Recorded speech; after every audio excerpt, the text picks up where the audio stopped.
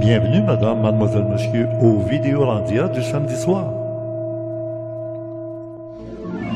Nous sommes de retour en studio pour la saison d'automne 2022.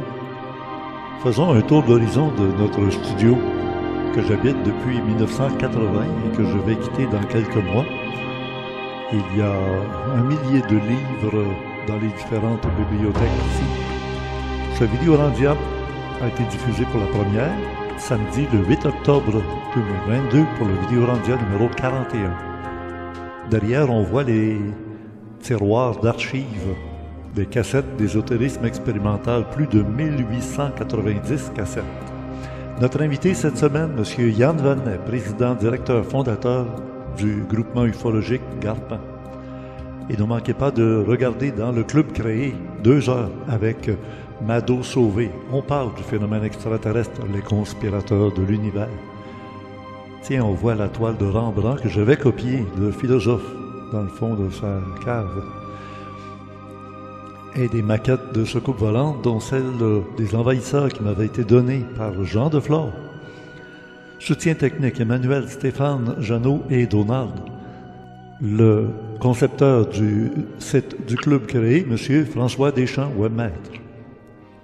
Voici notre beau globe terrestre qui m'avait été donné par Jimmy. Un cadeau, encore une fois. Eh bien voilà. Alors c'est ici que va se terminer toutes les productions d'ésotérisme expérimental dans le studio à Mont-Saint-Hilaire. Bonne émission.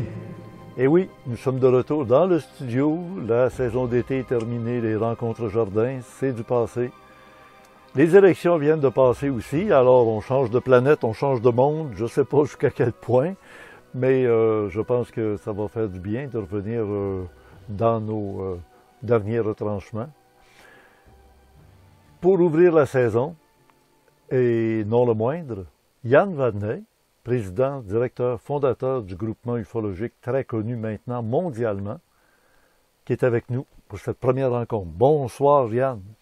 Bonsoir Richard. Hey, c'est un grand plaisir enfin, hein, ça fait longtemps qu'on ne s'était pas retrouvés.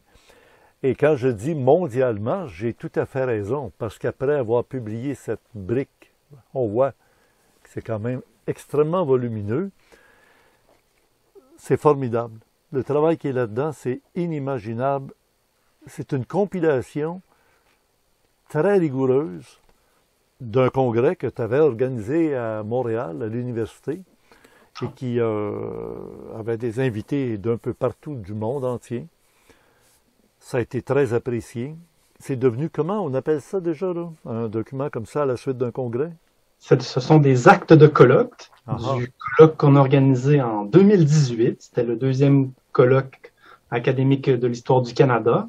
Le premier, c'était en 1980, alors il était grand temps qu'on se reprenne. Oui. Et ben, vous-même, vous étiez un des participants. On avait fait une conférence de presse le matin. Et puis, en bout de compte, ben, on a eu une vingtaine de participants de 9 pays pour en constituer des actes de colloque, c'est-à-dire un genre d'ouvrage qui se veut scientifique et multidisciplinaire. C'est pour ça qu'il y avait des représentants de plusieurs branches de l'ufologie, autant les branches les plus flyées, comme on peut dire, les hypothèses les plus avant-gardistes, mais aussi on avait axé beaucoup sur l'ufologie sobre, que j'appelle l'ufologie archivistique. Qu'est-ce qui reste une fois que les ufologues sont décédés? Il reste leurs travaux, est-ce qu'ils ont bien travaillé?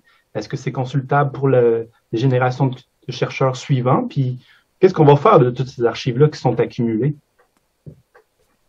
Ben oui. Ben alors avec un acte du colloque, on retrouve le détail de chacun des intervenants, l'heure intégrale de conférence, et ça devient une pièce majeure là, dans l'ufologie. Parce que les dessins, les rapports ufologiques sont détaillés avec une grande minutie. Fait que quand on se procure un document comme celui-là, ça remplace une vingtaine de livres. En quelque sorte, d'autant plus que c'est écrit petit, c'est 622 pages, et puis on a conçu cet ouvrage pour servir d'outil et de manuel de référence, où en est rendue la recherche ovniologique de nos jours, quels sont ses standards, quels sont ses objectifs. Oui. Et il y a beaucoup de pages de statistiques avec des documents à l'appui, des tableaux, des graphiques, des choses d'une grande rigueur. D'une Ben, grande entre autres, rigueur. on Ouais. peut mentionner la liste des 350 thèses universitaires qui ont été faites, qui est une contribution de notre collègue italien Paolo Tosselli.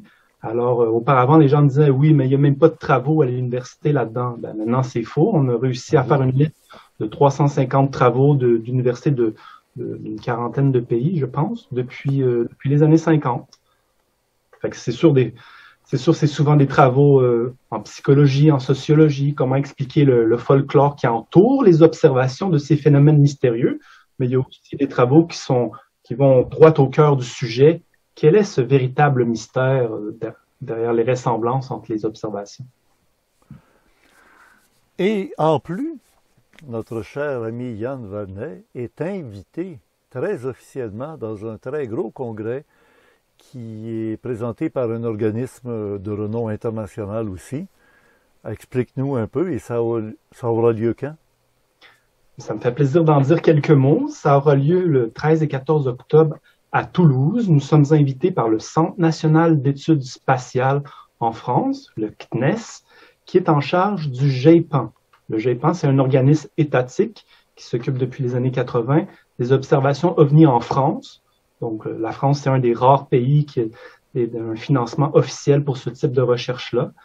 Et puis, ils avaient fait un symposium international en 2014. Là, ça faisait 8 ans. Nous avions bien hâte qu'ils refassent une autre rencontre scientifique comme ça. Alors, j'ai d'abord été invité à proposer un sujet, parce que c'est comme ça que ça se passe dans les travaux qu'on appelle révisés par les pairs. C'est pas des amis qui disent nous, on fait ce qu'on veut. Il y a un comité de direction scientifique de 10 membres qui ont reçu nos propositions de communication. Et puis là, ils ont choisi celle qu'ils trouvaient acceptable et j'ai la chance de pouvoir représenter le Canada. Je vais être le seul conférencier invité sur place à parler au nom du Canada. Oh là! Alors, comment as-tu pu être invité à un congrès ufologique J'ai en perdu le France? son, Richard. Il n'y a plus de son. J'ai oublié d'allumer mon micro. C'est bon. Comment as-tu pu être invité à un congrès aussi prestigieux à Toulouse, en France? On sait que Toulouse, la ville rose, c'est l'endroit de la maison mère des Airbus. C'est ça, une ville investie dans l'industrie aéronautique. Ouais. Alors, j'ai surtout été invité parce que, comme j'avais mentionné à la dernière émission que vous-même vous m'avez reçue, on a fondé en début d'année, au mois de mars, une société savante pour la recherche ovniologique.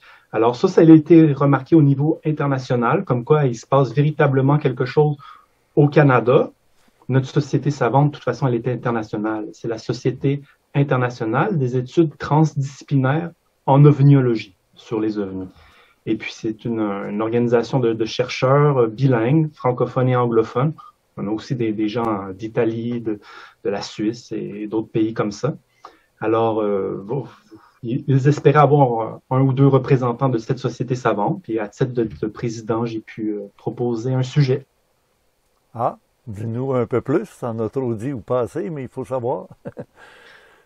Ah, ben, moi, mon sujet, ça va être ça s'intitule Les prochaines étapes rigoureuses pour faire progresser l'ufologie au niveau, parce que selon moi et mes collègues, ça se jouera au niveau académique. Une fois qu'il y aura de plus en plus de cours, de départements qui s'investissent dans ces recherches-là, ça appuiera les autres démarches qui sont faites dans le public, dans les médias et aussi dans les institutions politiques pour montrer que c'est pas des choses farfelues là-dedans. Oui, il y a des méprises, oui, il y a tout un folklore, des légendes urbaines, toute une mythologie, toute une science-fiction, mais au-delà de ça, il y a quand même de véritables énigmes puis des phénomènes autant physiques que psychosociologiques à s'intéresser. Puis il y a plein de recherches qui sont faites sur ces sujets. Yann, si tu représentes le Canada en France dans un congrès international de prestige, il va probablement t'arriver ce qui m'est arrivé quand j'avais été invité à représenter le Canada aux États-Unis. Et il y a quelqu'une, je ne sais pas d'où elle sortait, qui est arrivée et qui m'a dit, Monsieur Glenn, quand vous représentez le Canada, ça vous prend un petit pin du drapeau du Canada, blanc et rouge, sur le revers de votre veston. Et elle me l'a installé elle-même. Alors, je sais que tu es dans la ville de Québec, et c'est une ville touristique. Il y a plein de comptoirs où tu peux trouver cette fameuse petite pin, mais ça éviterait l'impair.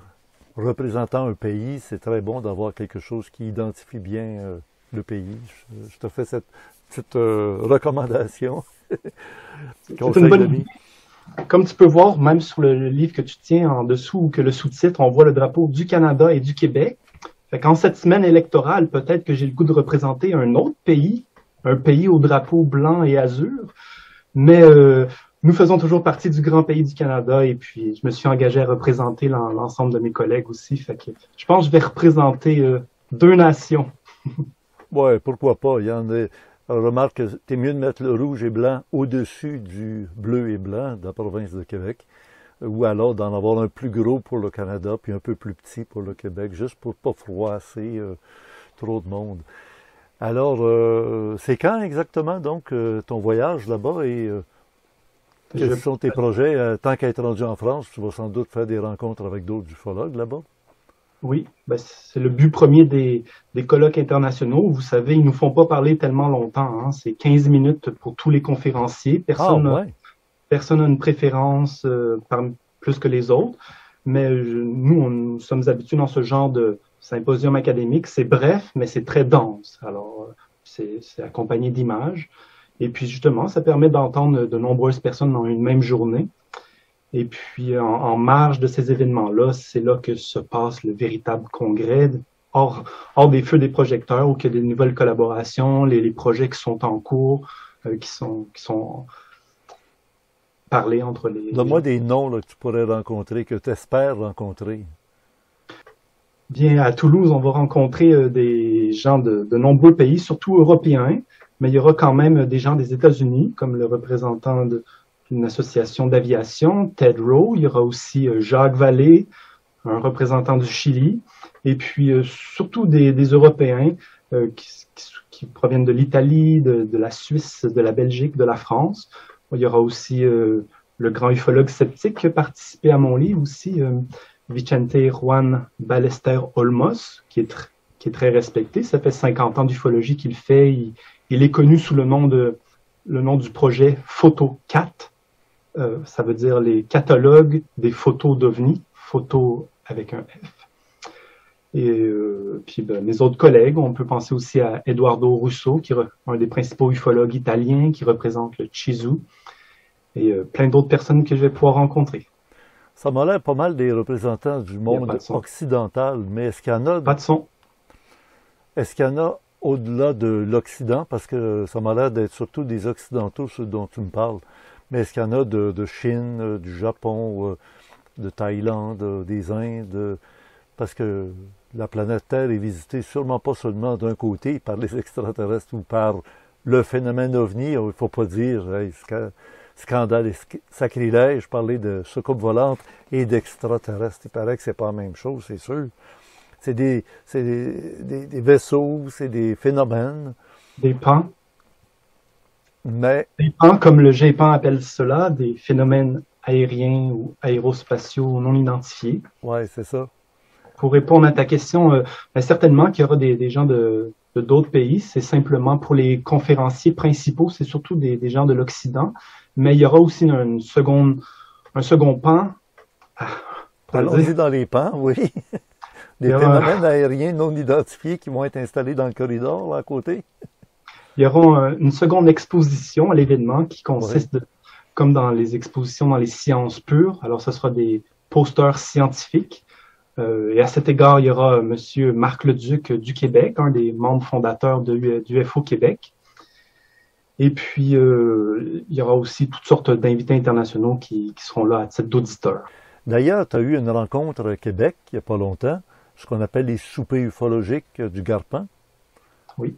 Et tu as eu des gens qui sont venus en chair et en os, en présentiel pour la nouvelle formule après la pandémie, en personne, témoigner d'observations qu'ils ont eues, mais c'est des anciennes observations des années 60, 70, je pense, C'est pas très récent, là, comme s'il n'y avait rien de nouveau depuis tout ce temps-là.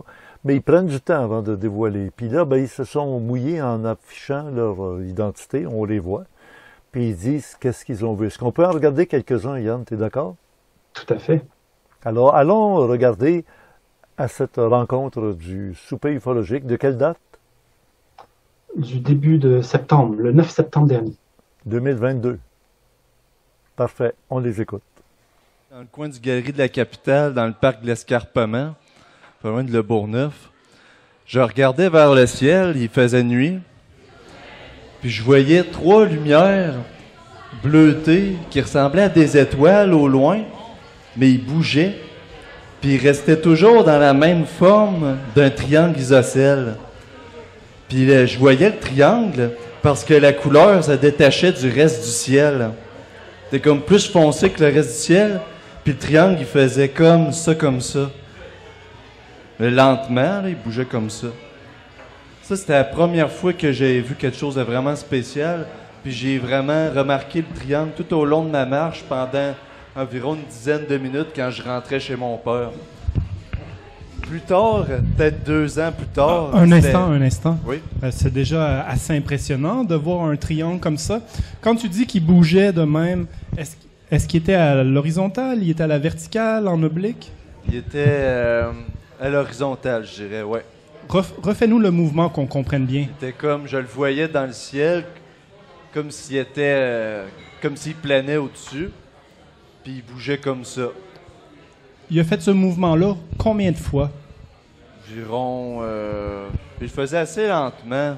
Je dirais peut-être une dizaine de fois. Quand même. Tout au long de la marche, là, il faisait ça. En se déplaçant? Oui. Il restait au même endroit. OK. C'est moi qui marchais, puis qui continuais de le voir, puis qui bougeait comme ça. Il était quelle heure? Il devait être tard, passé minuit peut-être. Je revenais d'une soirée, je pense. La taille? 2015 environ. Au-dessus de Québec?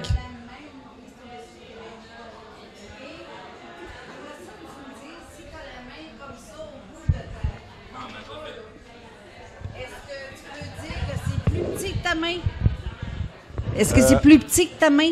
À peu près à la même grandeur, peut-être un peu plus petit. Donc, avec ta main, tu caches l'engin? Ouais. Ton pouce? Mettons du bas de ma main jusqu'au pouce, là, à peu près, c'est le diamètre. Là. Ouais. Alors, qu'est-ce qui t'a fait rentrer dans la maison puis cesser de regarder? Il a disparu ou... J'y croyais pas, je pense. Au fond de moi, j'y croyais pas. Mais en même temps, c'était tellement étrange, là. Tu sais, je voulais pas rester la soirée à le regarder parce que je me disais que ça aurait l'air fou. Mais en même temps, je me disais vraiment, c'est donc bien étrange. Tu sais... Si tu pouvais y retourner, est-ce que tu resterais pour voir qu'est-ce qui s'est passé par la suite? Même que je réveillerais mon père, il m'avait dit « Pourquoi tu m'as pas réveillé? » Ou prendre des photos, des vidéos. OK. Ouais. Fait que ça, c'était ton observation la plus impressionnante? La première. Dans l'ordre chronologique, c'était la première. OK. La suivante est-elle plus impressionnante? On te laisse la parole, Louis. Merci beaucoup. La prochaine est pas mal plus spectaculaire, en effet. Ça ressemblait beaucoup à ce que j'ai sur mon chandail ici. Une soucoupe avec un cockpit au-dessus et des espèces de demi-sphères en dessous, là. Comment c'est arrivé? J'étais à Jonquière, au Saguenay, j'étudiais là-bas. Puis dans une cour de maison dans laquelle on louait nos chambres avec d'autres étudiants, on était dans la cour le soir, puis je regardais la nuit le ciel, puis je me rendais compte qu'on voyait plus d'étoiles qu'à Québec, au Saguenay. Puis là, je regardais le ciel, puis l'objet est arrivé de même. Il est comme sorti de nulle part, puis ça a fait ça comme ça, il s'est arrêté brusquement, il a ralenti. Là, les demi-sphères en dessous, ça tournait comme ça, en dessous de l'objet. Puis les fenêtres ou les hublots, qui étaient de couleur environ jaune-vert, scintillaient. Puis qu'est-ce qui était très, très, très étrange et ce qui m'avait le plus alarmé, c'est que l'objet émettait une sorte de lumière orange qui faisait ça comme ça. C'était arrivé de même, ça ralentit, ça scintillait orange à peu près 3 fois. Puis là, ça tournait comme ça brusquement. Ça allait accélérer, le tout sans faire de bruit. Puis là, en disparaissant dans la distance, parce que je clignais pas des yeux, ça rétrécissait. Puis tout d'un coup, plus là. J'avais pas cligné des yeux, c'était juste disparu. Puis, ouais. Puis j'ai vu cet objet-là une deuxième fois. C'était, je pense, 2 ans plus tard. C'était à Jonquière, j'avais vu, mais la deuxième fois, c'était dans le coin de Villeroy de Victoriaville. Puis là, il a juste passé de même en arrière. Je racontais justement cette histoire-là à mon ami.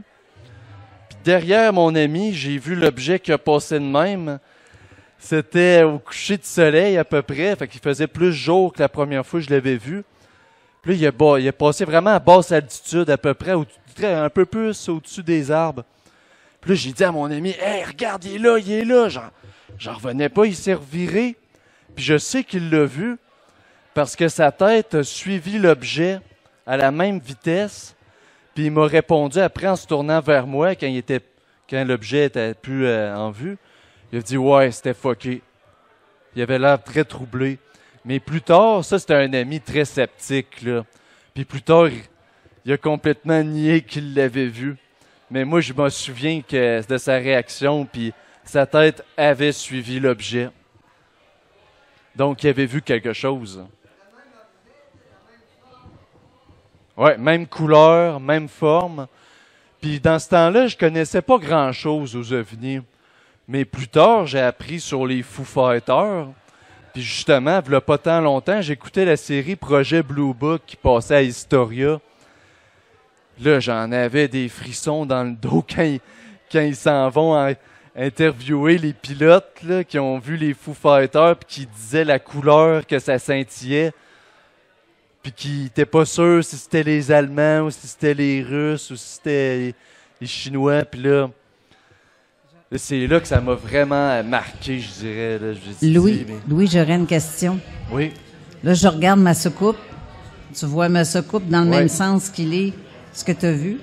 La lumière que tu disais orangée, est-ce que tu avais l'impression que ça venait du dessous ou de l'intérieur de l'appareil? De tout autour. Ici? Comme une sphère. C'était comme un cercle, là. Ça sortait puis ça rentrait de même. Parce que tu parlais de demi-sphère en dessous. Oui, ça c'était en dessous là, de l'OVNI, en dessous que c'est plat, là. T'avais des demi-sphères, 3 demi-sphères, de même, puis ça tournait comme ça. Tu voyais les demi-sphères tourner. Oui. Et est-ce que c'est ces demi-sphères-là qui éclairaient orange? Non, c'était vraiment l'objet en général. Donc, la lumière pouvait peut-être provenir de l'intérieur que tu voyais si, mettons, qu'il s'était vitré tout le tour. Parce qu'on en reçoit des cas, justement, avec des lumières orangées, mais c'est par l'intérieur du vaisseau que c'était lumineux. OK.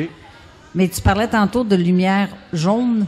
Oui, ça, c'était les fenêtres sur l'objet, là. Comme des genres de hublots, là. Puis aussi les demi-sphères en dessous, là. Donc, tu voyais des hublots. Tu voyais des hublots. Oui, un peu. Mais je voyais pas en dedans, là. Je voyais pas de quelqu'un qui regardait, là. Ça s'arrêtait pas mal plus épeurant, ça. Mais ça, est-ce que tu pouvais l'estimer plus bas que ton triangle? Oui, plus bas. Au point comme, mettons, un Cessna. Tu sais, les petits avions Cessna qui passent? Ah, je dirais même comme un hélicoptère, là. C'était très près. Donc, c'est entre 1500 à 2000 pieds environ. Ça, c'est en quelle année? Ça devait être 2015-16. Ça aussi, OK. Ouais, c'était un an après où... c'était peut-être dans la même année. Le triangle, c'était pendant l'été. Pendant les vacances d'été, j'étais à Québec. Pendant l'année scolaire, à l'automne, j'étais à Jonquière. OK. Parce que tantôt, tu parlais de Villeroy. Villeroy-sur-Lavin, c'est mon secteur. C'est tout près d'où ce que j'habite. Mais qu'est-ce que tu as fait dans les deux cas? Est-ce que tu les as fait répertorier à un ufologue? Non. Qu'est-ce que t'attends? Ben là, faudrait que j'écrive mon rapport à OVNI Alerte au moins, là. OVNI Alerte ou Garpan ou Zone Parallèle. Tu peux faire ça, on est tous des enquêteurs. Le 15 octobre, je retourne à Jonquière depuis... je n'étais pas retourné depuis, là. Je vais aller dans le cours de la maison où je vivais. Je vais prendre la photo dans l'angle que je le voyais, puis je vais le dessiner exactement comme je l'ai vu. Tu as le choix, l'embarras du choix. OVNI Alerte, Ben, l'AQU, le Garpan ou zone parallèle. Ben, pourquoi pas toute la gang?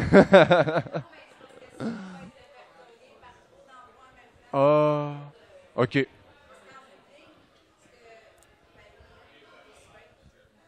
En bout de ligne, tantôt, justement, Yann parlait de Chris Witowski qui, justement, tous les cas qu'on reçoit, on les envoie à lui pour les répertorier. Fait que si tu l'envoies à 4 enquêteurs, puis les 4 l'envoient, ils vont se ramasser avec un dossier 4 fois la même affaire. C'est pour ça qu'il faut que tu en envoies à une personne pour bien faire. Suggestion. Merci. Salut. Je me présente, mon nom c'est André. Je suis André. J'ai 61 ans. Puis mes premiers contacts avec le phénomène ufologique, ça s'est passé très de bonne heure dans mon enfance. J'ai eu un contact de 3e type. J'ai certains souvenirs, on va dire, comme des diaporamas. Tu sais, une photo là, un autre plus loin, puis je me suis souvenu de ça longtemps après que ça m'est arrivé. Parce que je me souviens, quand j'ai rentré dans la maison, ma mère, elle pleurait, puis elle pensait que je m'étais fait enlever. Tu sais, elle avait peut-être pas trop tard, là, mais elle a dit « Où c'est que t'étais? » Puis moi, je lui ai dit « J'ai vu une soucoupe. » Puis elle m'a dit « Ça n'existe pas, une soucoupe. » Tu sais, fait que j'ai fermé. Je pense que j'ai fermé j'ai occulté ça pendant longtemps.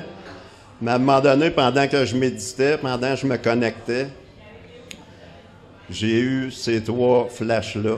Je suis en train de sortir d'un vaisseau sur une passerelle avec mon vélo, un petit vélo, là, parce que je vais avoir à peu près entre 5 et 7 ans.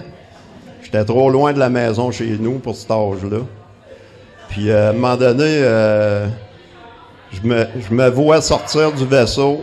Un peu plus loin, je m'accote le genou sur mon siège de bicycle. Je regarde au loin, puis je vois un vaisseau en forme d'œil. Un œil plutôt... puis c'est couleur airain, c'est métallique. Puis elle se promène de même un peu comme s'il me disait bonjour. Tu sais, les avions font ça de même quand ils veulent. Ben, moi, je voyais à ce couple, elle faisait ça. Puis le 3e souvenir que j'ai de cet événement-là, c'est quand je suis rentré dans la maison.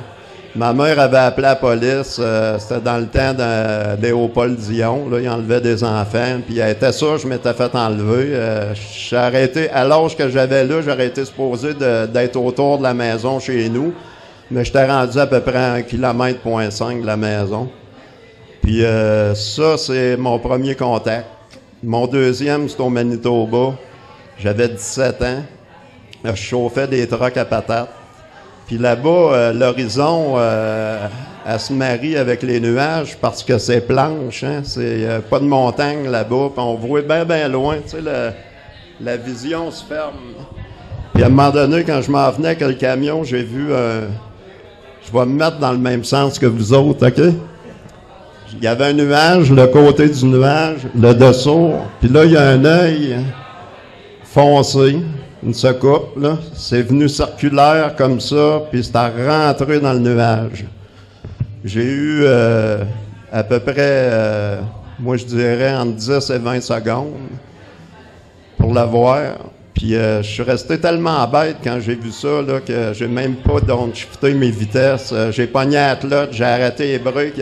50 livres de patates qui ont tombé sur le hood, puis en avant du camion.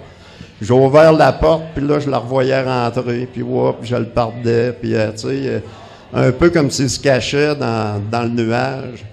Puis plus tard, j'ai su qu'à Brandon, au Manitoba, il y a une base militaire. Donc, ça avait peut-être rapport avec... Hein?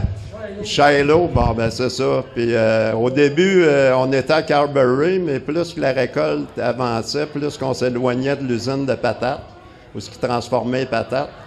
Puis on était rendu à 25 km à peu près de l'usine. On était à Brandon, dans la région de Brandon. Fait que j'ai été vraiment choqué. C'est qui? Qu'est-ce qu'ils viennent faire ici? puis de où qu'ils viennent. Ça a été des questions sans réponse que j'ai eues pendant longtemps. Je pouvais m'imaginer tout ce que je voulais, mais j'avais pas d'informations pour valider que j'ai vu, de où qu'ils viennent. Ça s'est fait avec le temps. Tu sais, j'ai connu plusieurs livres ufologiques, puis je me suis rendu compte que je n'étais pas tout seul. Ouais. Ça s'amplifie. Plus qu'il y a de monde qui y croit, plus que ça transforme la conscience de ceux qui ne voient pas ça. Puis moi, je pense qu'en ce moment, on est dans une époque charnière, là. Puis ouvrez-vous les yeux comme il faut, regardez le ciel. C'est pas mal actif ces temps-là. Mais je me suis tout le temps assuré de ne pas choquer personne avec ça. Bien, je pense que la plupart, tout le monde qui est ici ont tout un intérêt à ce genre de phénomène-là. Ouais. Tout le monde va te croire. Ouais. Puis je te félicite d'avoir fait le pas de t'avancer, tout comme Louis d'ailleurs. Moi, je viens de Donnacona. Puis à Donnacona, il y a une ancienne usine de pâte et papier. Là. Oui. Puis en avant de l'usine, là, il y a eu beaucoup de témoignages dans mon patelin d'apparitions de soucoupes volantes qui rentrent dans l'eau, qui sortent. Puis juste à côté de l'usine d'Amtar, là, il y a la roche Jacques-Cartier. C'est une grosse roche, ça. Puis moi, j'ai tout le temps pensé que c'était un repère pour eux autres, cette roche-là. Fort possible, parce que c'est un secteur que j'ai, justement, parce que tu es mon voisin d'en face. Oui, c'est ça. Ouais. Puis il y a beaucoup d'observations dans l'eau. Ouais. Si je me trompe pas, Jacques, tu vas me le confirmer qu'il y a eu des familles aussi dans le temps. Je sais pas si c'est toi qui m'en avais parlé. Ils ont ramassé de quoi au deuxième chaîne de roche, puis ils ont mis ça sur une flotte. Oui. Ils ont embrayé ça, ils ont sorti ça au quai des Écureuils. Avec les militaires. Moi, j'étais trop jeune. Oui. Tu sais, je vais être tout petit, là, puis je connais du monde qui était là sur le quai. Ils disent, on n'a pas vu c'était quoi, c'était caché, mais ils ont été chercher ça en face de la Dame-Terre, au deuxième chaîne de roche. Quand l'eau baisse, là, il y a les chaînes de roche qui apparaissent, ils sont allés loin.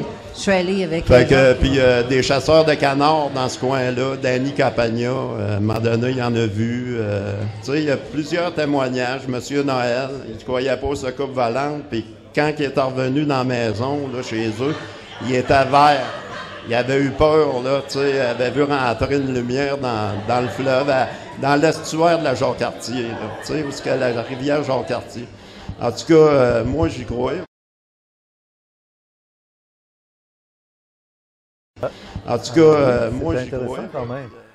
Évidemment, on reste toujours sur notre appétit parce que c'est pas des gens qui développent ou fabulent. Ils donnent l'essentiel de leur témoignage. J'ai remarqué aussi que toi et Carole Lauzé, vous avez eu une approche très pédagogique devant le public qui était dans la salle pour bien expliquer que quand quelqu'un témoigne, des fois par l'émotion, il dit des choses rapidement, puis après ça, il était prêt à passer à un autre. Hey, tu as dit, wow, minute. Il y a beaucoup d'informations que tu n'as pas encore dit, puis vous l'avez poussé comme avec la main, en proportion de la main au bout d'un bras. C'est une très bonne manière de voir. J'utilisais souvent, moi, le 25 sous au bout du bras. Est-ce que c'était plus gros qu'un 25 sous quand ils disent c'était comme la lune, puis tout ça? Oui, bien, prends un 25 sous, mets-le au bout de ton bras, puis ça ressemble à peu près à la grosseur de la lune. Mais c'est important. Ben, on voit toute l'expérience que Mme Carole Lauzé et moi avons. On a fait tellement d'investigations, on a le tour maintenant pour questionner les gens. Oui. Et puis, lors de nos rencontres, justement, ça fait contraste avec ce que je disais en début d'émission où j'insistais sur nos travaux scientifiques. C'est sûr que les soupers ufologiques, qu'on appelle maintenant les rencontres ufologiques, c'est un événement social. C'est pour parler, se réunir entre nous. Puis ce que les gens aiment beaucoup, et le public, ce sont les témoignages véritables de gens qu'on connaît pas, on ne sait pas d'où ils sortent, et puis qui témoignent, comme on l'a bien vu à l'écran, avec émotion. Et puis à partir de là, c'est toujours comme ça que commence une investigation. On entend une histoire indirectement ou de la part du témoin directement, mais là, ça, c'est le début de l'investigation. Ensuite de ça, on va faire une reconstitution, on va regarder où que ça s'est passé, on va essayer de ressortir des photos de l'endroit ou des cartes géographiques. Et puis après ça, on peut faire un reportage ou un chapitre de livre pour expliquer tous les détails de façon raisonnée pour que les gens comprennent de A à Z, finalement. Alors, Richard, tu disais à l'instant que les gens sont plus portés à parler de nos jours. Je pense qu'un second facteur qui résulte des réseaux sociaux, c'est que voyant tant de gens s'exprimer directement comme ça sur les réseaux sociaux, parfois avec des vidéos en live, avec tous les commentaires que les gens rajoutent. On voit qu'on est passé à une nouvelle époque pour les témoins d'OVNI. Par contre, pour nous, à titre d'organismes qui se veulent professionnels, on insiste toujours lorsqu'on invite les témoins à remplir notre questionnaire d'observation, qu'on a une promesse de confidentialité. Alors, on conseille même aux gens de ne pas révéler leur nom. Par contre, nous, dans nos dossiers, toute cette information nominale est là, bien entendu, pour nos investisseurs. Parce que des fois, on se dit quelqu'un qui veut avoir son nom sur la place publique, c'est un peu comme s'il cherche de la popularité, puis on ne sait plus si ça peut enlever du crédit à son témoignage, parce qu'on se dit, il peut dire n'importe quoi pour attirer l'attention sur lui, alors que s'il ne tient pas justement à faire de publicité autour de son personnage, ben c'est peut-être un bon signe de crédibilité. Ça ajoute un petit peu d'une couche de crédibilité à ce moment-là. Il n'y a rien à gagner d'inventer une histoire si on ne sait même pas qui il est, tu sais. Ouais. Yann, tu m'as fait parvenir un long moment où, dans ton souper ufologique du mois de septembre à Québec, il y a eu un intervenant qui est venu nous parler justement de Arthur Matthews. Comme on a déjà publié le livre Le mur de lumière, on trouvait ça intéressant de revenir sur le principal chapitre de l'histoire d'Arthur Matthews, où qui raconte les événements principaux de ce qu'il a clamé, à savoir que lui qui résidait près du lac Beauport a eu des visites avec quelque chose. En tout cas, il raconte des témoignages qui ressemblent à d'autres témoignages des années 50. On parle de l'âge d'or de l'ufologie des contactés qui, à cette époque-là, rencontraient des grands blonds, des Vénusiens. Pour nous, bien entendu, on prend pas ce genre d'histoire-là de façon littérale au pied de la lettre, puis qu'il y avait véritablement des Vénusiens qui venaient visiter un collègue de Nikola Tesla. Mais plutôt, ce qui nous intéresse, nous, à titre de chercheurs, c'est que des témoignages comme ça, il y en avait plusieurs de gens qui racontaient des histoires similaires. Puis c'est intéressant de les comparer, de voir les similitudes. Puis l'histoire de Matthews, elle est presque poétique, elle est inspirante. Et puis, même si on dit que c'est une histoire fabulée, si on veut, n'en reste que le message qui est passé, c'est inspirant, parce qu'un jour, on va être confronté à un contact, que ce soit dans 1000 ans ou 10 000 ans, ça va se produire. Et puis, c'est pour ça qu'il existe une prospective exopolitique pour préparer comment les communications vont se faire et qu'est-ce qu'il faut prévoir pour le jour où la Terre s'arrêtera. Remarque, depuis le temps de Arthur Matthews, il y a eu beaucoup d'autres observations, beaucoup d'autres témoins. Et comment, Yann, tu pourrais dire dans 1000 ans ou dans 10 000 ans, alors qu'ils ont déjà fait des contacts avec des êtres humains, dont Arthur Matthews ou d'autres, en donnant des informations, en revenant sur des messages, laissez l'énergie nucléaire, vous n'avez pas la maturité d'utiliser, c'est comme jouer avec le feu avec des enfants de 4 ans, tu leur enlèves le paquet d'allumettes, ben non, ils continuent à avoir des paquets d'allumettes, puis des pétards, puis tout ça. À un moment donné, ils vont se blesser, ils vont faire quelque chose avec ça, puis ça risque de mal tourner. On n'a pas besoin d'attendre si loin que ça. Il y a des gens du Québec, il y a des gens d'ici qui savent, qui ont déjà eu des contacts. Alors, je pense que, j'espère, en tout cas qu'en France, là, au Congrès à Toulouse, il y aura quelque chose qui va devenir de plus en plus urgent de révéler.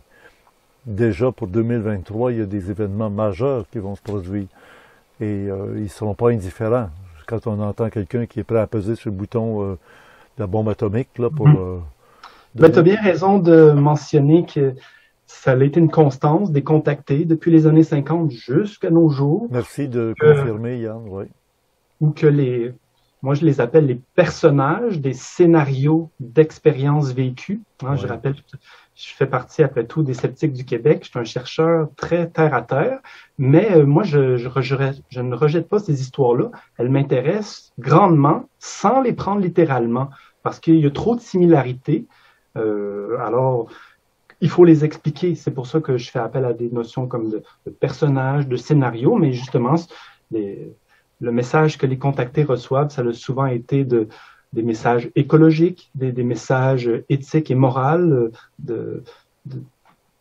Moi, ce qui me fascine, c'est que ça se passe souvent de la même façon, alors que les témoins sont très différents. Ça peut être des témoins âgés, des enfants, mais ça se passe toujours de la même façon. Ils se retrouvent quelque part, soit sous terre, soit dans un vaisseau. Et puis là, il y a un écran. Sur l'écran, ils montrent des films, entre guillemets, soit un avenir apocalyptique de la Terre, ou un autre, ça c'est le scénario principal. L'autre scénario, ils vont dire qui ils sont, d'où ils viennent, même parfois pourquoi ils sont sur Terre et depuis quand, puis ce qu'ils font.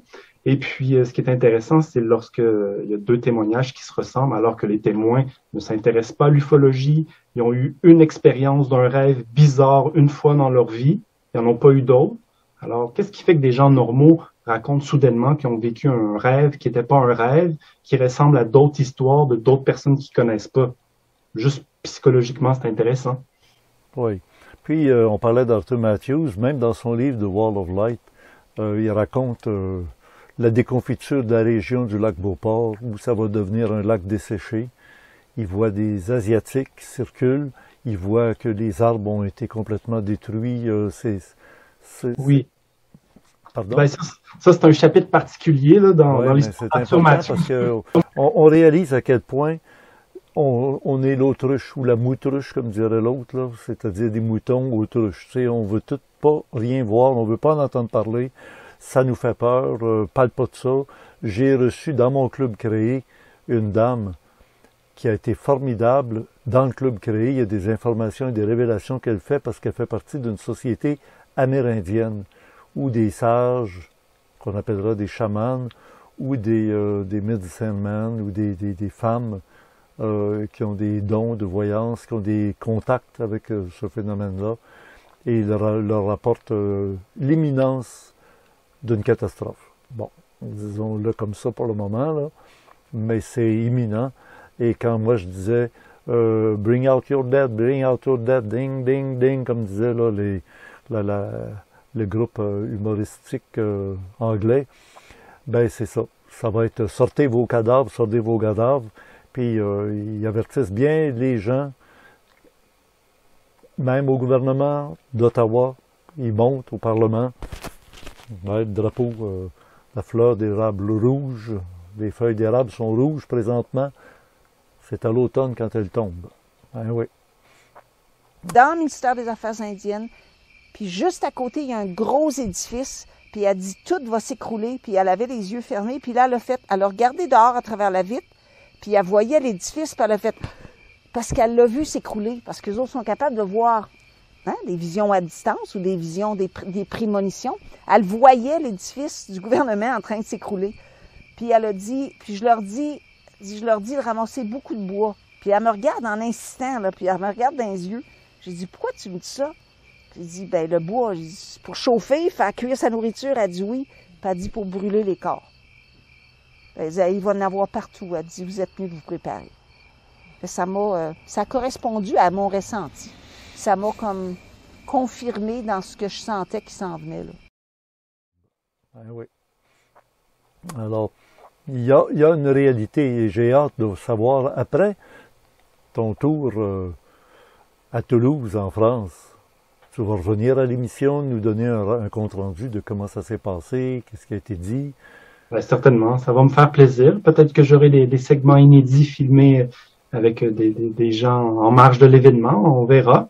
Oui, mais surtout, moi, j'ai hâte de voir si c'est encore à l'époque de Xavier Passot. On l'avait reçu dans un de nos congrès, l'ancien directeur du GEPAN. Oui. Il était venu. Mais c'est du violon. J'ai affaire à d'autres sources d'informations qui m'amènent l'information, même ufologiquement parlant, où il y a des choses qui est plus que temps que ça sorte.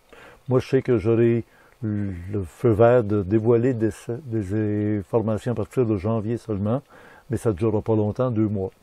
Janvier, février, puis 24 février, la planète bascule, il y a des choses qui vont se produire. À l'anniversaire de l'entrée de l'Ukraine par Poutine, qui s'était faite le 24 février 2022. Alors, comme j'en parle depuis déjà 40 ans, qu'en 2023, précisément le 24 février, il y aura un événement, j'ai bien l'impression qu'on va en entendre parler. Nous verrons. Oui. Je me suis mis la tête sur le bûcher, que ce soit dans un sens ou dans l'autre. Il n'y aura jamais personne de content. C'est que j'aimerais mieux que ça n'arrive pas. C'est un peu comme les prophètes de l'Ancien Testament, s'ils annonçaient quelque chose de terrible, et si ça se produisait, ben c'était bien malheureux, tout le monde était bien pas content. Puis si ça se produisait pas, ben là, tout le monde sacrait après le prophète en disant « T'as menti, ça s'est pas passé ». Ben là, j'ai pas l'impression que le vent va changer. Ça serait merveilleux si ça se produisait un changement de direction, mais j'espère que les gens qui sont ufologues rencontrent des contactés et qu'ils prennent très au sérieux, non pas comment fonctionne la maudite soucoupe volante, mais qu'est-ce qui se passe dans la tête des contactés qui savent maintenant des choses. Et il faut que ça sorte à un moment donné, qu'il y a quelqu'un qui dise « J'ai rencontré 200 contactés et tous nous informent de la même chose ». Et il sera trop tard quand on va commencer à dire « Hey, on aurait dû les écouter, on aurait dû comprendre ». Ouais. Ben, c'est fascinant les écouter parce que souvent les témoins changent rapidement, aussitôt après l'événement, dans les jours suivants. Et puis ça aussi, ça reste difficilement explicable. Pourquoi les gens changent autant, qui ont des nouveaux intérêts, parfois des nouveaux talents. Oui. On a même eu un témoignage à ton souper ufologique où le type, il dit, il a été en même temps que moi témoin. Puis pas longtemps après, il disait qu'il n'avait rien vu, il n'avait rien vu. Il ne se souvenait pas de ça. Puis il ne voulait pas en parler. Oui, il y a des réactions comme ça. Très comme souvent. protégé de la part des témoins, mais moi, ce qui retient mon attention, c'est comment des événements qui sont, surtout lorsqu'elles sont vécues de façon éveillée, là, une observation d'ovni ou d'un être, entre guillemets, comment ces observations-là ont la constance de toujours être brèves. C'est 1 à 2 minutes ou moins. Alors comment, parfois quelques secondes, comment qu'un événement si bref peut avoir un impact si grand dans la vie de quelqu'un pour le changer, parfois jusqu'à la fin de ses jours, ou qui nous disent des choses qu'on entend régulièrement. Ça fait 5 ans, ça fait 10 ans, j'y pense encore tous les jours. Ben oui, ça a duré 10 secondes, 15 secondes, 1 minute. Qu'est-ce qui fait que le souvenir reste si prégnant et si transformateur? Moi, on a eu autour du feu de camp cet été, alors qu'on a éteint toutes les caméras, on n'a rien filmé du tout de cette soirée-là pour pas qu'on la voie au début, pendant ou une autre entrevue. Il n'y avait pas de caméra sortie à l'extérieur. On était autour du feu de camp, il est venu 2 personnes, dont une qui est une personne très importante en aéronautique au Québec, dont je ne donnerai pas tous les détails, mais les gens qui étaient là ont tous été témoins de son témoignage. Et elle est pilote, commandant de bord d'avion. Et son premier vol en solo pour avoir son permis de pilote, elle a préparé son plan de vol, partir de Montréal, Trois-Rivières direction Sherbrooke, avec à quelle heure elle part, tout était détaillé, précis, et elle décolle à l'heure prévue, elle arrive à Trois-Rivières à l'heure prévue, elle s'en va vers Sherbrooke, 1 heure manquant.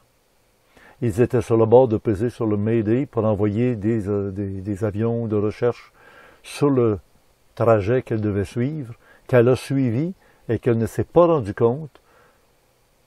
Elle était toujours aux commandes, elle a atterri et il l'attendait en disant « Mais vous rendez-vous compte? Il vous manque 1 heure. Pourquoi? Où êtes-vous passé? » Et les années passant, maintenant, il y a des souvenirs qui reviennent en surface. Alors qu'à l'époque, quand elle a atterri, immédiatement, elle s'est fait ramasser par 2 individus qui l'ont emmenée dans un petit bureau pour la questionner pendant 1 heure, pour essayer de savoir de quoi elle se souvenait, et elle ne se souvenait de rien. À ce moment-là, les années passant, comme ça fait déjà 45-50 ans, des choses qui reviennent en surface. Les ufologues, qu'est-ce qu'ils font avec des témoignages qui seraient très crédibles, mais très compromettants à cause de l'urgence? Ben, pour nous, c'est de les publier, les faire connaître. Dans ce cas-ci, c'est très parlant parce qu'on voit qu'il y a comme un département du gouvernement qui réagit lorsqu'il y a des urgences comme ça, mais le fascinant témoignage que tu viens de confier, ça montre à quel point l'ufologie, c'est plus vaste que juste des observations. Ben oui, évidemment. Parce que dans ce cas-ci, elle n'a rien vu sur le coup, elle ne s'en rappelait de rien. Et puis nous, on appelle ça des expériences de temps manquant. Ça se produit souvent en voiture et parfois à la maison, à la maison même. Et puis les gens n'ont pas vu d'être, n'ont pas vu d'OVNI, mais ils vont avoir perdu 1 heure ou vont se retrouver 1 heure dans le futur. Et puis on reçoit ce genre d'expérience-là. Mais encore une fois, ça montre le problème fondamental de l'ufologie, ce qui sera le sujet de mon exposé à Toulouse, à savoir que l'ufologie doit dorénavant se fractionner en genres. On ne peut plus mélanger, disons, des expériences de temps manquant avec des expériences d'observation d'un ovni ou encore avec une expérience vécue en rêve alors que la personne est dans sa chambre à coucher. C'est 3 types d'expériences. Pourtant, jusqu'à nos jours, c'est chapeauté sous le même nom de l'ufologie. Fait qu'on voit qu'il y a de grands progrès à faire dans notre discipline pour qu'on puisse bien cerner les objets de nos études. Oui. Et puis, j'ai bien hâte de voir. Tu vas avoir, je sais pas moi, un rapport de ta conférence que tu vas donner à Toulouse. Oui, certainement. Ça sera Parce qu'ils l'ont lu, ta conférence. Ils en ont pris connaissance, ils ont aimé, puis ils t'ont dit, viens, c'est très bon. C'est bien ça. Hey, arrive avec un nouveau vent dans l'ufologie, là, quelque chose qui va réveiller le monde, là, de se dire, wow. Mais je sais qu'il y a des très bons ufologues à travers le monde, sauf qu'on dirait que tout est retenu, l'information est gardée secrète, parce que personne ne veut se mettre les pieds dans les plats en dévoilant des choses qui risquent d'entraîner une espèce de panique, de psychose ou de maladie mentale. Mais dans le fond, on est sujet à tous mourir un jour. Hein? Fait que ça ne donne rien d'essayer d'éviter d'en parler. Ben, moi, je te remercie, Richard, de me donner encore une fois le micro pour faire connaître ces recherches-là, d'insister sur le fait que c'est important. Ben, et oui. puis, si je peux me permettre, je pense que l'émission montre bien à quel point nos travaux sont sérieux puis que c'est finalement une reconnaissance internationale. Mais j'insiste sur un point, hein, cher public, c'est que, voyez-vous, moi, je vais aller à Toulouse sur mes propres deniers. Alors, ça fait 10 ans que je fais de l'ufologie, bénévolement. J'ai écouté des centaines de témoins. Attends un peu, Yann. On t'invite à venir comme conférencier une autorité en Amérique. On ne te paye pas le voyage, on ne te paye pas le séjour, puis on ne met même pas d'argent dans tes poches pour tes petites dépenses comme les restaurants, des choses comme ça. Moi, quand je reçois des invités, je suis Jean-Pierre Petit. Je vais te dire, c'était des milliers de dollars qu'on lui donnait pour qu'il se déplace, toutes dépenses payées, avec de l'argent dans ses poches en tournant. Même Bob Belanca, avec son acolyte, sont venus ici à mes frais. Puis pour le séjour, toutes dépenses payées et tout.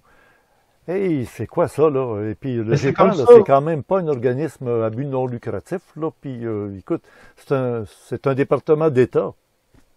Ben, ça montre à les heures pénibles de l'ufologie, la réalité de ces recherches. C'est presque ridicule, c'est rire du monde. Moi, j'étais sûr que tu étais payé, tu étais invité. On invite quelqu'un, mais paye tes affaires. Ben justement, lorsqu'on compare aux autres symposiums académiques ou scientifiques, habituellement, il y a toujours 50 000 à 150 000 $ sur la table pour inviter une vingtaine d'invités, leur payer le billet d'avion, 4-5 jours à l'hôtel avec les repas. Ben, les Français sont cheap. Non, c'est pas comme ça. C'est plutôt le domaine de l'ufologie parce qu'il n'y a pas de financement. Et puis... ils ont du financement en France là, pour le un petit peu pour faire un genre d'événement comme ça, puis s'occuper d'année en année du département des OVNI en France, mais pas suffisamment pour nous recevoir décemment. C'est pour ça qu'il faut bien que je dise un petit mot pour que le public le sache bien, que s'ils veulent contribuer à mes efforts... Mais toi-même, Yann, tu es aux études. Oui, tout à fait. C'est pas un gars millionnaire là, qui vit sur les rentes de... C'est pas quand tu publies un livre comme ça que tu publies, j'allais dire, à tes frais. Oui, ben c'est ma compagnie quand même, les éditions Garpan. On a publié une vingtaine d'ouvrages. Oui, on s'en l'argent qui rentre de la vente des livres, ça permet d'avoir un petit roulement, mais je suis certain que ça ne vous rend pas millionnaire. Là. Quoi qu'il en soit, ceux qui veulent contribuer à mes dépenses, on a fait une campagne de financement GoFundMe, il y aura le lien quelque part. Oui. Alors, si vous avez un petit 5 $, comme on dit, pour me payer un café, mais si vous êtes 100 ou 500 personnes à donner quelques dollars, ben ça couvrira les frais que présentement sont couverts à mes propres frais, à cause que je suis quelqu'un de passionné qui croit véritablement à ces recherches, telles que je l'ai démontré depuis un bon moment. Oui, en effet. Ben moi, ça fait 47 ans maintenant qu'on fait ésotérisme expérimental, et puis ça a été par les conférences qu'on avait. C'est maintenant par le club créé qui est quand même... il survit, c'est tout. Et maintenant que je suis à la retraite, ben évidemment, j'ai ma pension. Ça m'aide, moi, à arriver plus facilement qu'autrefois. Mais quand même, est-il que c'est une des façons de maintenir la chape de plomb sur l'ufologie. Surtout ça, on a le contrôle, on empêche les gens de prendre trop d'expansion. Quand on a fait des congrès ensemble, on s'est fait barrer le Cégep Maisonneuve, on s'est fait barrer l'Université Laval, on s'est fait barrer dans les centres d'enseignement alors qu'on payait nos salles toujours rubis sur l'onde. Tout était parfait, il n'y avait aucun danger de révolte et de tout. Ben, c'est la nouvelle dynamique sociale, puis ben, les gens auront bien deviné la grande précaution avec laquelle je m'exprime, et ce, sur certains sujets, c'est justement pour... Maintenant, il y a certaines portes que c'est plus difficile de pouvoir entrer puis présenter nos travaux. Fait que nous, avec la Société savante, avec les nouvelles collaborations qu'on a qui insistent sur le côté scientifique, ben, on permet de rattraper cette partie-là de l'ufologie. À travers les éléments qu'on a présentés de votre souper ufologique de Québec, il y a eu quelques autres éléments qu'on peut regarder rapidement. Juste question de fermer ce dossier-là ensemble avant de se quitter après. On retourne à ce souper ufologique du début du mois de septembre à Québec, organisé par le GARPAN, dont Yann Vanet est le président, directeur, fondateur.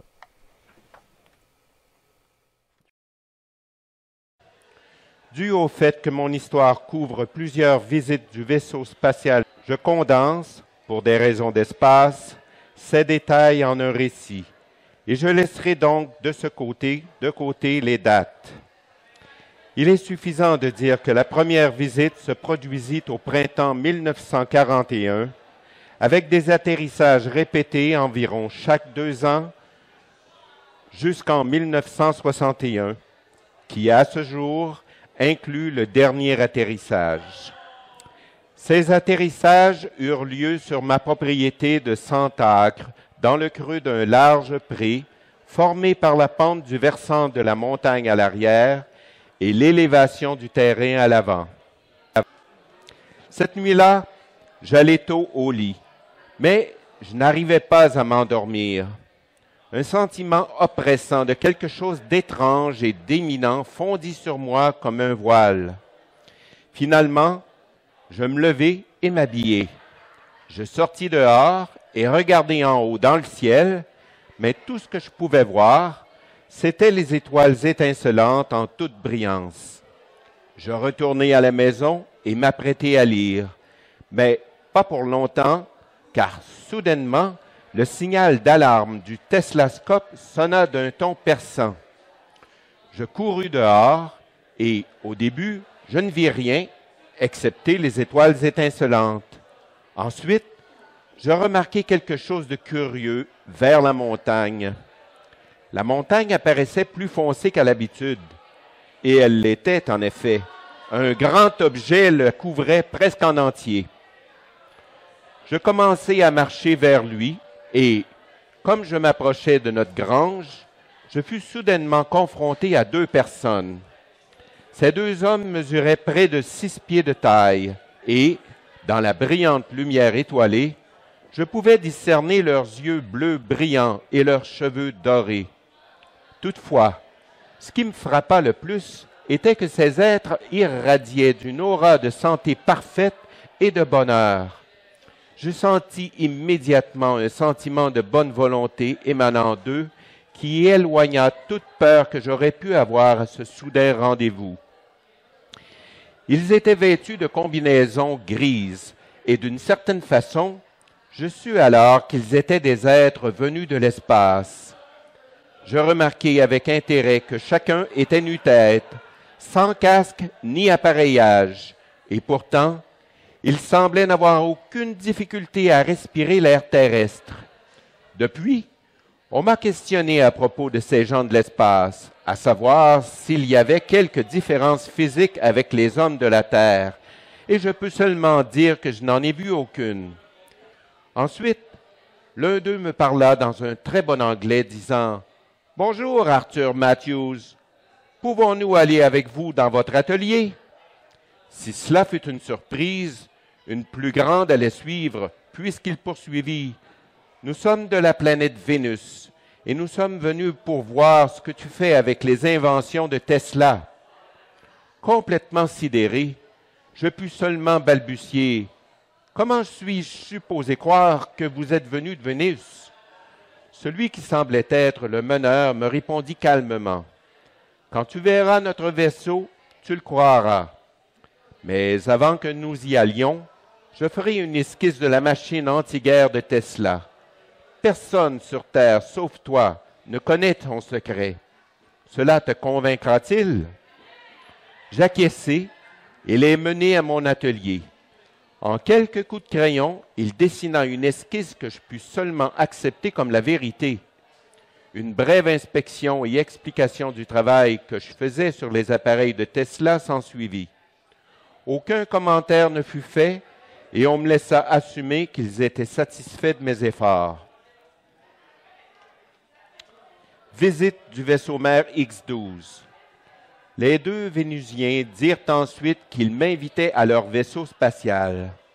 Nous marchâmes vers la montagne et bientôt, je fixai, yeux grands ouverts, les proportions gigantesques du vaisseau-mère X-12, croyant difficilement mes sens, tandis que mes deux compagnons gloussaient devant ma perplexité. Le vaisseau atterri semblait être composé de métal gris, et il avait un diamètre total de 700 pieds. Il avait l'apparence de deux soucoupes gargantuesques mises ensemble d'un bord à l'autre. Encerclant les bords, à environ 20 pieds de distance du corps principal de l'engin, il y avait une bande circulaire d'un matériel non supporté, référé plus tard en tant qu'anneau guideur, qui n'était pas attaché au vaisseau d'aucune manière visible et qui paraissait tenir en place par une quelconque force magnétique. Il y avait un pilier tubulaire de 50 pieds de diamètre par 300 pieds de hauteur qui pénétrait le centre du vaisseau et dont les bouts de dessus et de dessous dépassaient des soucoupes annelées. Le bout inférieur de ce large tube reposait au sol et je pouvais voir une porte d'entrée ouverte dans laquelle deux personnes de l'équipage nous accueillirent avec un salut de la main. Mes compagnons m'invitèrent pour un tour d'inspection de ce grand vaisseau et nous entrâmes dans un ascenseur qui, m'a-t-on dit, n'avait aucun câble et qui était opéré par le pouvoir de la volonté.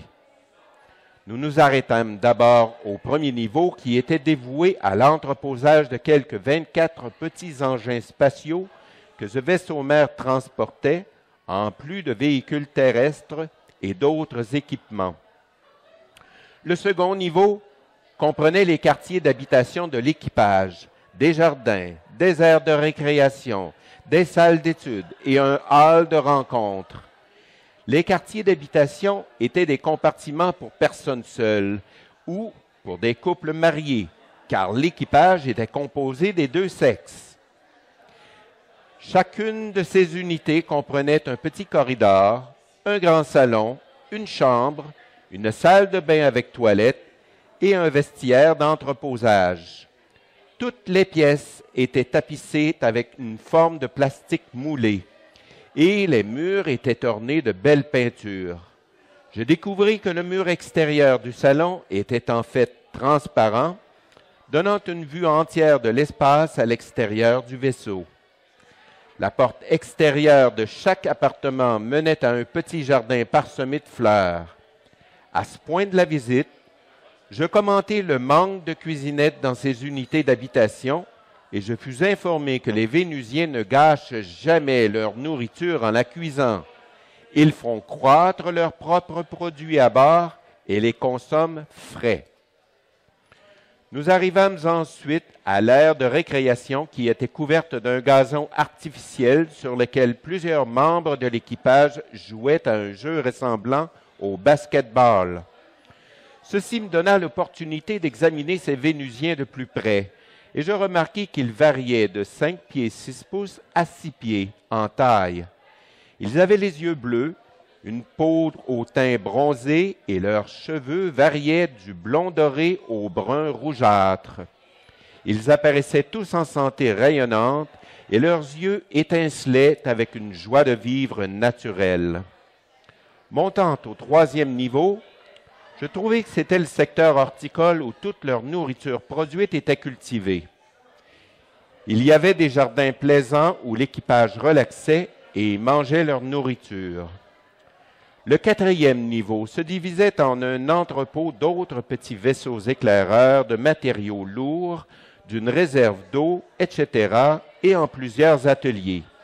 Je remarquai qu'à la grandeur du vaisseau, tous les planchers étaient complètement recouverts avec quelque forme de matériel plastique et que tous les murs extérieurs étaient de ce même type transparent.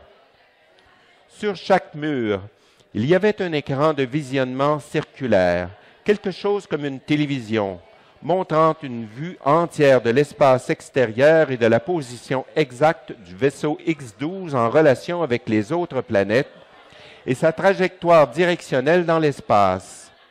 Cette image changeante était projetée de la tour de contrôle à tous les endroits du vaisseau. J'ai aussi été informé qu'à l'intérieur de ces murs étaient construits des accumulateurs pour emmagasiner l'énergie solaire qui donnait une lumière constante et le pouvoir d'opérer la climatisation et les systèmes de conditionnement de l'air. Nous nous élevâmes ensuite au sommet du pilier tubulaire, saillant au-dessus du vaisseau qui, m'a-t-on dit, était la salle de contrôle. Mon esprit terrestre avait conjecturé des visions de toutes sortes d'appareils complexes pour opérer cet énorme vaisseau spatial, mais, à ma grande surprise, il n'y avait aucun contrôle visible ou équipement. Il y avait au centre de la salle une plateforme circulaire surélevée sur laquelle avait été construit un divan circulaire, et là étaient assises 4 personnes, 2 femmes et 2 hommes, faisant face vers le nord, le sud, l'est et l'ouest. Il y avait 4 personnes. J'ai été informé que ces 4 opérateurs, choisis spécialement pour leurs grands pouvoirs mentaux, contrôlaient et dirigeaient ce vaisseau géant. Tout cela semblait complètement incroyable jusqu'à ce que s'allume en mon esprit douteur le verset biblique « La foi fait bouger des montagnes ». L'écran. Mon compagnon en chef m'a ensuite amené à un niveau inférieur et m'a présenté à une femme adorable qu'il a décrite comme sa compagne de vie. Elle était en effet une créature des plus merveilleuses, avec des yeux bleus saphir, une chevelure blonde dorée et son visage réverbérait avec une spiritualité intérieure délicieuse et saisissante.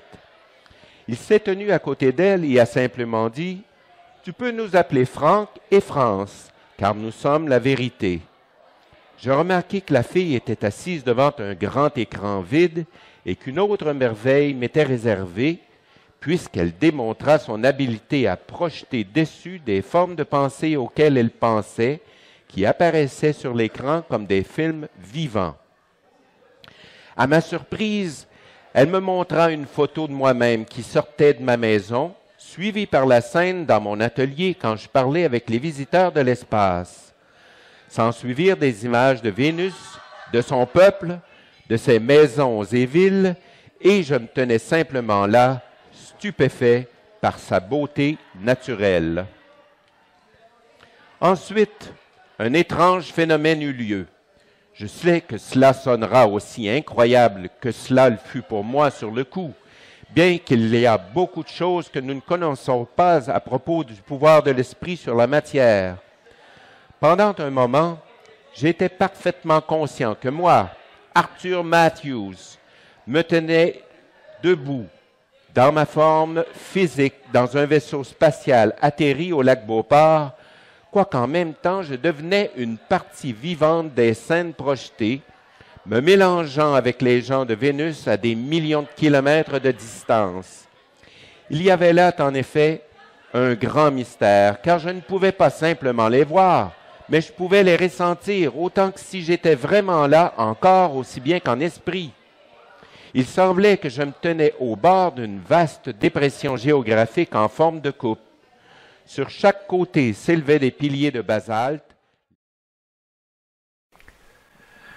Ben, en tout cas, il y a quand même du monde à tes réunions, à tes soupers ufologiques. Il y en aura donc d'autres au mois d'octobre, au mois de novembre. Et tu pars quand pour cette réunion à Toulouse? Ben, je pars demain, Richard. J'ai fait mes bagages, je suis prêt. Le 9 octobre. Ben, il faut quand même arriver quelques jours à l'avance. Peut-être qu'on ira dans la région de Toulouse, à Rennes-le-Château, Carcassonne. Il y a plein de choses à voir là-bas. Oui, t'es pas loin. En effet, t'es dans cette région-là. Ben écoute, avant qu'on se quitte, Yann, il faut qu'on mentionne aux gens que des briques comme celui-là ou des livres un peu moins dispendieux aussi, parce que c'est sûr que quand on voit la somme d'informations et l'imprimé de tout ça, bon, c'est plus dispendieux qu'un petit livre plus mince, qui contient beaucoup de témoignages d'OVNI. On a toutes sortes d'ouvrages, mais notre ouvrage principal, c'est celui-là. Oui. De l'expérience à la science, avec 20 auteurs, toutes des ufologues de renommée internationale. Alors, un petit appui de votre part, ça ferait toute la différence. Voilà. Alors, bravo. Alors, c'est un rendez-vous à ton retour, Yann. Je t'offrirais bien d'embarquer dans ma soucoupe volante, mais juste un peu trop petite. Je mettrai juste mon esprit dedans. Et quand on parle de crypto-monnaie, j'ai comme l'impression qu'on va retrouver un modèle qui ressemble à ça sur l'apparence d'une crypto-monnaie. Mais quand on dit crypto-monnaie, c'est pas des pièces physiques, c'est surtout électronique. Mais ils font toujours une pièce en commémoration. Alors, voilà. Si ces modèles-là apparaissent sur la place publique, c'est qu'il y a eu des gens qui en ont vu. Et finalement, partout à travers le monde, il y a des témoins. Partout à travers le monde, même s'ils ne se connaissaient pas dans les années 40, 50, ils rapportaient des apparences d'OVNI semblables. Et à certains endroits, il y avait des atterrissages et des personnages qui en sortaient. Alors qu'on se le dise, un jour, peut-être, ce sera notre tour. Bon retour. Au revoir tout le monde. Ça se continue, évidemment, dans le club créé à l'adresse orandia.ca.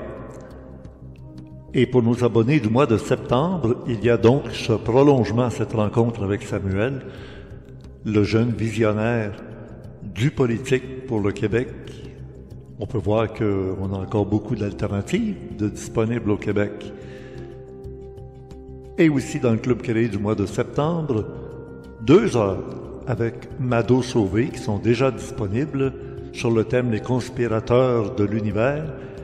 Ne manquez surtout pas la période de questions dans la deuxième partie. Et nous avons déjà abordé beaucoup de sujets d'actualité. Écoutez bien, M. Louis Lefebvre. Manitou qui manie tout. Ça, c'est un conseil supérieur. Formé de qui, ça? D'hommes qui possèdent plusieurs doctorats, plusieurs maîtrises, qui parlent plusieurs langues, des fois 10 langues, qui se rencontrent par projection. C'est le vrai gouvernement et qui sert d'intermédiaire avec les extraterrestres et les intraterrestres, parce qu'il y a 2 groupes là-bas. Là. Le Shambhala et l'Agartha. Merci d'être abonné au club créé. Et un pouce par en haut, toujours très apprécié de la part de toute notre équipe. À bientôt et au plaisir.